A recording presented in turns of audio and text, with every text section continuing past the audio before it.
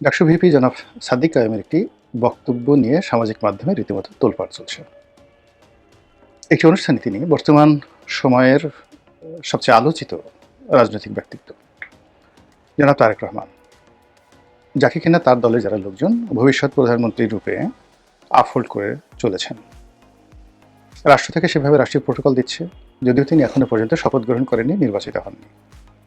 অন্যদিকে সমাজে যে সকল প্রভাবশালী এবং গুরুত্বপূর্ণ এবং যাদেরকে বলা হয় বিভিন্ন সময় কিং মেকার, সেই সকল মহল গোপনে প্রকাশ্যে নানা রকম তৎপরতা চালিয়ে যখন তারেক রহমান সাহেবকে একেবারে একজন সফল ত্রাণকর্তা, একজন সফল প্রধানমন্ত্রী এবং দেশের রক্ষাকর্তা হিসেবে অভিহিত করে চলেছেন, ঠিক সেই সময়টিতে দেশের সবচেয়ে গর্বিত প্রতিষ্ঠান এবং প্রাচ্যের অক্সফোর্ড হিসেবে প্রতিষ্ঠিত ঢাকা বিশ্ববিদ্যালয় এবং সেই ঢাকা বিশ্ববিদ্যালয় ছাত্র সংসদের যিনি ভিপি ভাইস প্রেসিডেন্ট জনাব সাদিক কাইয়ুম, তিনি জনাব তারেক রহমান সাহেবকে উদ্দেশ্য করে একটি বক্তব্য দিয়েছেন, কঠোর হুঁশিয়ারি।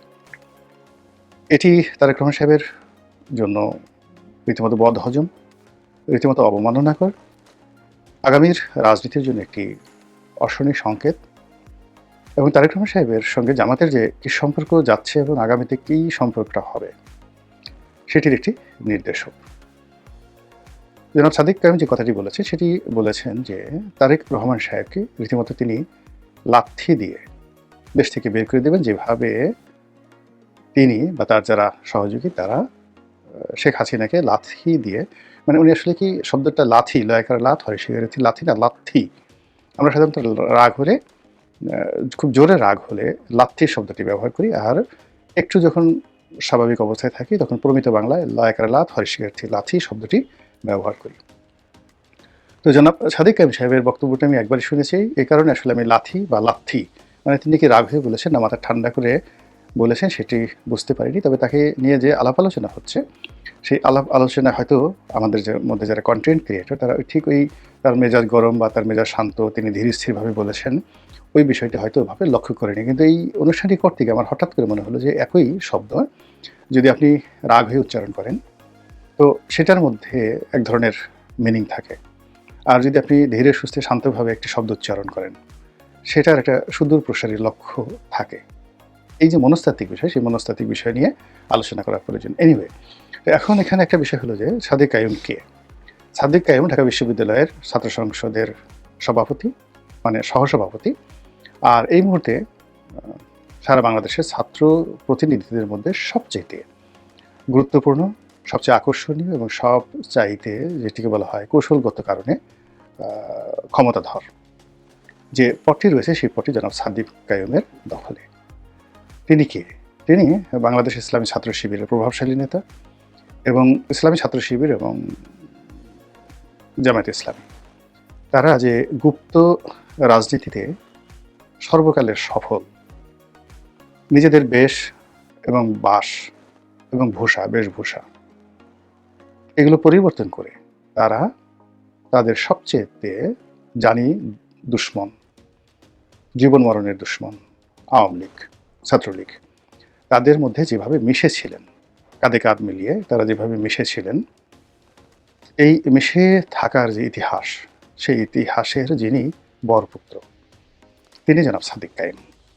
এবং তিনি ঢাকা বিশ্ববিদ্যালয়ের মতো জায়গাতে, অর্থাৎ 1971 সনের মহান মুক্তিযুদ্ধের সময়টিতে কোনো রণাঙ্গনে, মুক্তিযুদ্ধের রণাঙ্গনে যদি জামাতের কোনো লোক ঘাপটি মেরে মুক্তিযোদ্ধার সেই সুরত ধরে তারা বছরের পর বছর সেই সেনা ক্যাম্পে থাকতেন বা আওয়ামী লীগের সঙ্গে মিলিত থাকতেন, ওটা যতটা না জটিল ছিল তার চাইতে সাদিক কায়েমের ছাত্রলীগের সঙ্গে মিশে থাকা, নীতি নির্ধারণী পর্যায়ে থাকা এবং ছাত্রলীগকে ডমিনেট করা অথবা ছাত্রলীগ দিয়ে কুকর্ম করানো, যে কথাগুলো এখন তাদের বিরুদ্ধে অভিযোগ আসছে যে তারাই ছাত্রলীগের সঙ্গে থেকে ছাত্রলীগ দিয়ে হেলমেট বাহিনী তৈরি করেছে এবং ছাত্রলীগের যত দুর্নাম এবং বদনাম সব এই সাদিক কায়েমদের কারণেই হয়েছে, এই কথাটি রীতিমতো সিলসাপ্পর মারা হয়ে যায়।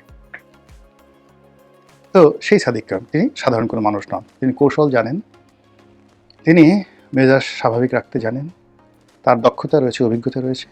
বাংলাদেশের মধ্যে সবচেয়ে একটি বৃহৎ দলকে চ্যালেঞ্জ দিয়ে সেই দলের মধ্যে ঢুকে গিয়ে সেই দলের একেবারে যেটাকে বলা হয় টুস টুস করে দেওয়া। তো সেই কাজটি করে তিনি সফল হয়েছেন। তো সেই সাদিক কায়েম জনাব তারেক রহমান সাহেবকে বকা দিয়েছেন, অকথ্য ভাষায় গালি দিয়েছেন, থ্রেট দিয়েছেন। এটি সাধারণ কোনো বিষয় নয়। এখন এই যে কাজটি তিনি কেন করেছেন, প্রথমে তার পরিচয় দিলাম তিনি এই কাজটি কেন করেছেন। যদি একেবারে প্রথমেই ধরি, সেটি হলো তিনি তারেক রহমান সাহেবকে দেখতে পাচ্ছেন না, তার মেজাজ গরম হয়ে যাচ্ছে। তারেক রহমান সাহেবের আচার আচরণ, চালচলন, কথাবার্তায় তিনি যার পরনাই বিরক্ত, এই জন্য তিনি বলতে পারেন। কিন্তু এই কারণে কি তিনি বলেছেন? সম্ভবত না। কারণ যদি আমাদের সামাজিক অবস্থান ধরেন, সামাজিক অবস্থানে তারেক রহমান সাহেবের অবস্থান, রাজনৈতিক ক্ষেত্রে তার অবস্থান, সাদিক কায়েমের অবস্থান আকাশ পাতাল পার্থক্য। এই অবস্থাতে তারেক রহমান সাহেবের সঙ্গে বিরোধিতা করা, তাকে পার্সোনালি আঘাত করা, যেটিকে জামাতের ভাষায় পাঙ্গা নেয়া বলা হয়, এই পাঙ্গা নেওয়ার ক্ষমতা সাধারণত সাদিক কায়েম সাহেবের পর্যায়ের কোনো লোকের নেই। কাজেই ব্যক্তিগতভাবে ব্যক্তিগত ক্রোধ, কাম, লোভ, লালসার বশবর্তী হয়ে তিনি তারেক রহমান সাহেবকে শত্রু বানাবেন, অসম্ভব বিষয়। তার দলের গ্রিন সিগন্যাল, তার প্রতিষ্ঠানের গ্রিন সিগন্যাল এবং তার সঙ্গে তার দলের একটা অব্যাহত যে সমর্থন যদি না থাকতো, তিনি এই কথা বলতেন না, বলতে সাহস পেতেন না। আচ্ছা, গেল। এখন তার এই বক্তব্যের ফলে তারেক রহমান সাহেবের মধ্যে প্রতিক্রিয়া কি? তিনি কি তাই সাদিক কায়েম সাহেবের বক্তব্যের গুরুত্ব দিচ্ছেন নাকি দিচ্ছেন না? আপাত দৃষ্টিতে মনে হচ্ছে যে তিনি ধৈর্য ধারণ করেছেন। তিনি ধৈর্য ধারণ করেছেন, এক কান্দে শুনছেন, আর এক কান্দে বের করার চেষ্টা করছেন। আর অনেকটা সেই ব্রিটিশ প্রধানমন্ত্রী, যে দ্বিতীয় বিশ্বযুদ্ধের সময় ব্রিটিশ প্রধানমন্ত্রী, তার সেই বিখ্যাত বক্তব্যের মতো যে রাস্তায় চলতে ফিরতে গেলে আপনার পেছনে অসংখ্য বার্কিং ডগ থাকবে, ঘেউ ঘেউ করা কুকুর। আপনি যদি সবার উত্তর দিতে যান তাহলে তো পথ চলতে পারবেন না। তো সেদিক থেকে সাদিক কায়েম সাহেবকে যদি বার্কিং ডগ মনে করেন তারেক রহমান সাহেব, সেটা তার ব্যক্তিগত বিষয়। দ্বিতীয়ত, আমি ব্যক্তিগতভাবে মনে করি যে তারেক রহমান সাহেব এখানে কৌশল অবলম্বন করছেন, ধৈর্য ধারণ করছেন, এখন অযথা বিবাদে জড়াতে যাচ্ছেন না। তো উইনস্টন চার্চিলের বক্তব্য অনুযায়ী তাকে ফালতু মনে করছেন না। আর দ্বিতীয়ত হতে পারে যে তিনি এই মুহূর্তে সাদিক কায়েম সাহেব, নাসিরুদ্দিন, সেই পাটোয়ারি সাহেব বা অন্যান্য যারা এই মুহূর্তে নাহিদ, সার্জিস যারা বক্তব্য দিচ্ছেন, তো তাদের সঙ্গে তিনি কাউন্টার দিতে চাচ্ছেন না। তিনি মনে করছেন যেভাবে হোক এই নির্বাচনী বৈতরণী পার হয়ে যাক, পার হওয়ার পরে যখন সময় আসবে সেই অনুযায়ী অবস্থা পিছে ব্যবস্থা নেওয়া যাবে, এটি হতে পারে। এখন তার এই কর্মটি কি সঠিক? আমার দৃষ্টিতে সঠিক নয়, কোনো ক্ষেত্রে সঠিক নয়। প্রথমত, যদি উইনস্টন চার্চিলের মতো তিনি তাকে কেবল বার্কিং ডগ মনে করেন, নট লাইক দ্যাট। আমি তার যে পরিচয় বললাম এই ভিডিওর শুরুতে, তিনি এই মুহূর্তে রাজনীতিতে খুবই কৌশলগত গুরুত্বপূর্ণ অবস্থানে আছেন। ঢাকা বিশ্ববিদ্যালয়ে তিনি পড়াশোনা করেছেন, চান্স পেয়েছেন। কাজে তার মেধা, যোগ্যতা, বুদ্ধি শুদ্ধি কোনো অবস্থাতেই তারেক রহমান সাহেবের চেয়ে কম নয়। সুযোগের কারণে তারেক রহমান সাহেব আজ এখানে আছেন, সাদিক কায়েম ভবিষ্যতে হবেন না সেটা বলা যায় না। কাজেই তিনি বার্কিং ডগ নন।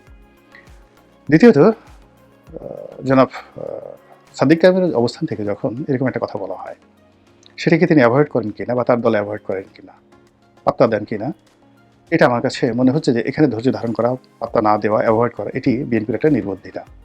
অন্তত মাইল্ড ওয়েতে ওনার সেই বক্তব্যের রাজনৈতিক প্রত্যুত্তর দেওয়া, বাবা শোনা বলে যে না এইভাবে বড়দের সম্পর্কে কথা বলে না, অথবা কার্যকরী প্রতিক্রিয়া দেখানো। আর সেটা যদি না দেখানো হয়, এই যে সাদিক কায়েম সাহেব যে বলা শুরু করলেন নির্বাচনের হয়তো আর 10 দিন আছে, এই 10 দিনের মধ্যে এরকম হাজার হাজার লক্ষ লক্ষ সাদিক কায়েমের মুখ দিয়ে যখন তারেক রহমান সাহেবের বিরুদ্ধে নানা নেতিবাচক কথা বলা হবে এবং তাকে গুরুত্বহীন বানিয়ে ফেলা হবে, তাকে আবার 1, 2, 3, 4 পর্যায়ে নামানো হবে, আবার তাকে টিনের চালে কাওয়ার পর্যায়ে নামিয়ে নেওয়া হবে, এবং এটা তারেক রহমান সাহেবের জন্য ভীষণ রকম বিপত্তিকর হবে। এই কারণ হলো যে রাজনৈতিকভাবে যে বড় বড় মানুষগুলো, তার প্রধান শক্তি হলো তার সম্ভ্রম, তার মর্যাদা, এবং একই সঙ্গে তার সম্পর্কে লোকজনের ভয় ভীতি থাকতে হবে। He must have a military পাওয়ার। যে কোনো লোক যদি তার কাছাকাছি ভিড়তে পারে, যে কোনো লোক যদি তাকে বকা দিয়ে চলে যেতে পারে, যে কোনো লোক যদি তাকে গালি দিতে পারে, তাহলে আর যাই হোক না কেন সে কোনো অবস্থাতেই বাঘ হন না, সিংহ হন না। তিনি রাজনীতির ময়দানের একজন অগুরুত্বপূর্ণ ব্যক্তিত্বে রূপান্তরিত হন। তো সেই ক্ষেত্রে এই যে ধৈর্য ধারণ করা হচ্ছে, ধৈর্য ধারণ করতে করতে যখন 10 মুখে, 100 মুখে, 1000 মুখে, 1 লাখ মুখে, 10 লাখ মুখে তারেক রহমান সাহেবকে অকথ্য ভাষায় গালাগাল করা হবে, তার সম্পর্কে সেই এখন জামাতের বিভিন্ন মঞ্চ থেকে তার যে সকল দুর্নাম বদনাম রয়েছে 2001 থেকে 2006, যেগুলো এখন সেই বিএনপির বিভিন্ন যে সকল নেতা রয়েছেন, যারা জামাতে যোগদান করেছেন, তারপর বিএনপির যে সকল সহযোগী প্রতিষ্ঠান ছিলেন, রাজনৈতিক সহযোগিতা প্রতিষ্ঠান ছিলেন, তাদের নেতারা যোগদান করেছেন, তাদের অনেকে অসাধারণ বক্তব্য দিতে পারেন। আমি যেমন রাশেদ প্রধানের বক্তব্য শুনলাম, তারপর জাকপা রাশেদ প্রধান, তারপর মোস্তাফিজুর রহমান ইরানের বক্তব্য শুনলাম, এরপরে মামুনুল হক সাহেবের বক্তব্য শুনলাম। তারা সবাই মানে বিএনপির যে কোনো নেতার চাইতে সুন্দর বক্তব্য দিতে পারেন। তো তারা যেহেতু জামাতের একটা প্ল্যাটফর্ম পেয়ে গেছেন, অডিয়েন্স পেয়ে গেছেন, তো তাদের সেই বক্তব্য দেওয়ার যে ক্ষমতা, এটি যদি বিএনপির পরিবর্তে ইন পার্সন তারেক রহমান সাহেবকে হিট করে বলা হয়, মুড়ির মতো এটা চলতে থাকবে জামাতের মধ্যে। এবং রাশেদ প্রধান যেভাবে তারেক রহমান সাহেবের পালিয়ে যাওয়া, লন্ডনে থাকা, তারপর সেখান থেকে ফিরে আসা, তার হাওয়া ভবন, তার খাম্বা, তারপরে ওই সময়টিতে তার মুসলিকে দেওয়া, এই সকল বিষয় তুলে নিখুঁতভাবে কবিতা রচনা করে যেভাবে জামাতের মঞ্চে উপস্থাপন করেছেন, একই সঙ্গে যদি আরও কিছু গোপন তথ্য বানিয়ে, এটা সত্য মিথ্যা ডাজ নট ম্যাটার, রাজনীতির মধ্যে এটা হয়, মানে ভবিষ্যতে রাশেদ প্রধান, তারপর মোস্তাফিজুর রহমান ইরান, এরা যদি বলতে থাকে, তাহলে জামাতকে বলার মতো বা জামাতের আমিরকে ওইভাবে বলার মতো তাদের ওইরকম ন্যারেটিভ তৈরি করতে হবে, এবং ওইরকম কণ্ঠ, যাদের কণ্ঠ শুনে। এখন হয়তো রুমিন ফারহানা বললে শুনতো, কিন্তু সেই রুমিন ফারহানা তো নেই। তারা নুরুকে, ববি হাজ্জাজ বা পার্থকে এনেছে। এখন পার্থকে দিয়ে তো ওই কথা তারা বলাতে পারবে না, বা বলাতে পারলেও পার্থর কথা এভাবে কেউ এখন শুনবে না। অডিয়েন্স তাদের যার নিয়ে এনঅফসি হিসেবে ব্যস্ত। তারেক রহমান সাহেবের মঞ্চে যদি সেই যেটা রাশেদ প্রধান বলছে ওইরকম কোনো বক্তা হাজির করানো হয়, তাহলে আর তারেক রহমান সাহেবের যে ইমেজটা বিএনপি তৈরি করতে চাচ্ছে সেটা থাকবে না। আর অন্যদিকে তারেক রহমান সাহেব ছাড়া অন্য কোনো নেতা যদি মঞ্চ সাজায়, সেই মঞ্চে এখন 10,000 লোকও যাবে না। তো এই যে একটা ঝামেলার মধ্যে বিএনপি পড়ে গেছে, আর সেই ঝামেলাকে ব্যবহার করে জামাত এবং তাদের যে অ্যালাইড ফোর্স রয়েছে, তারা যেভাবে ম্যাটিকুলাস ডিজাইনে তারেক রহমান সাহেবকে উত্তেজিত করছেন, অথবা তারেক রহমান সাহেবকে তাদের পর্যায়ে নিচু পর্যায়ে নামিয়ে আনতে চাচ্ছেন, তাকে একজন মন্দ মানুষ, ব্যাড বয় হিসেবে, একজন অলিগার হিসেবে, একজন বাউন্ডলে, তারপরে যেটা টাইম ম্যাগাজিন বলেছে, পিতামাতার অবাধ্য সন্তান, যে কিনা ঘর থেকে বের হয়ে পিতামাতাকে সর্বনাশ করে দিয়েছে। তো সেই যে বাইবেলিক শব্দ, সেই বাইবেলিক শব্দটি প্রয়োগ করে টাইম যেভাবে তাকে খোঁচা দেওয়ার চেষ্টা করেছে, সেভাবে জামাত যদি এখন খালি ওই শব্দগুলো, ওই শব্দের অর্থগুলোতে তারা শুধু বর্ণনা করতে থাকে, যেটা সাদিক কায়েমকে দিয়ে শুরু হলো, তাহলে বিএনপি সেটা কিভাবে মোকাবেলা করবে সেটাই দেখার বিষয়।